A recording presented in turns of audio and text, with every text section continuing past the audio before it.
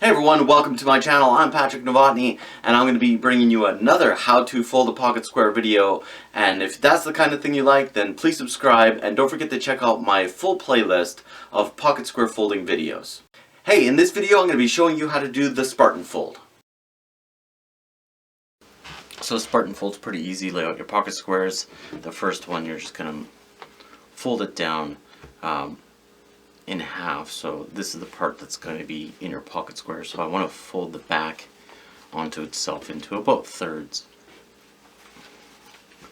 like so, and a little bit, if there's any excess, a little bit on an angle so it's down below and it doesn't end up showing.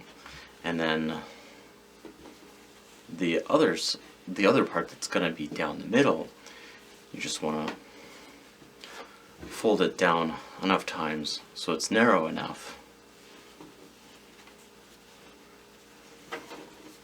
like so,